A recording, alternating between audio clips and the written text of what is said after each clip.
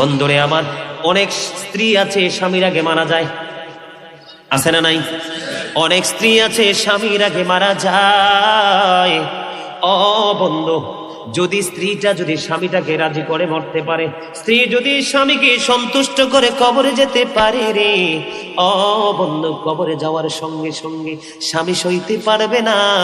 যেমন কষ্ট পেয়েছিলেন আপনার আমার প্রাণের নবী মা খাদিজা যখন চলে গেল, আমার নবী বন্ধু এত কষ্ট পেয়েছেন, আমার নবীর চক্ষু মুবারকের পানি পর্যন্ত মা খাদিজার রোজায় পড়েছে। আল্লাহ রাব্বুল আলামিন নিজেই কিন্তু মা খাদিজাকে সালাম দিয়েছিলেন। আল্লাহর হাবিবকে ডাক দিয়ে বললেন, ওগো হাবিব, আমি জানিয়ে দিলাম আমি আপনার খাদিজার কবরে প্রশ্ন করার জন্য কোনো ফেরেশতা পাঠাবো না। বন্ধুরে আমার, আল্লাহর হাবিব জানিয়ে দিয়েছেন, কোন স্বামী যদি স্ত্রী চলে যাওয়ার পরে বুক ভরা ব্যথা নিয়ে যদি একটা বড় চোখের পানি পালাই রে, ও বন্ধু, ওই স্ত্রীর জন্য আল্লাহ রাব্বুল আলামিন জান্নাত বরাদ্দ করে দেয়। অনেক স্বামী আছে স্ত্রীকে মূল্যায়ন করে না। বর্তমান বাজারে একটা জিনিস খুবই ভয়ঙ্কর ভাবে দেখা যায়, সেই ভয়ঙ্করটা হলো অনেক স্ত্রীর নির্যাতনের শিকার হলো তার স্বামী। আপনাদের এই গ্রামে আছে না এরকম অসভ্য মহিলা? আছে। অমর খোদা মুইয়ন কি হরমু, কথা বলেন। এরকম অসভ্য মহিলা আছে নে?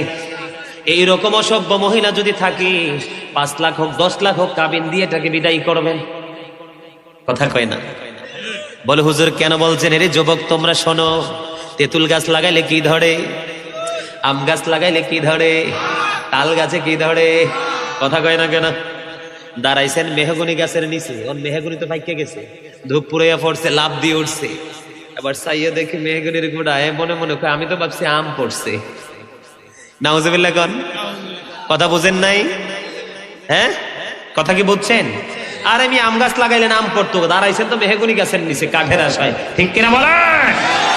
এখানে আসার বন্ধ কারণ হলো বর্তমানে বাংলার আনাজ কানাজ পড়ে গেছে। বিভিন্ন জায়গায় গেলে শুধু শুনি যে ছেলেরা কি হয়েছে, এডুকেটেড পারসন, চাকরি করতেছে, মা এখান থেকে বন্ধ টাকা ইনকাম করতেছে সন্তানদের কাছ থেকে, বাবাকে মূল্যায়ন করে না।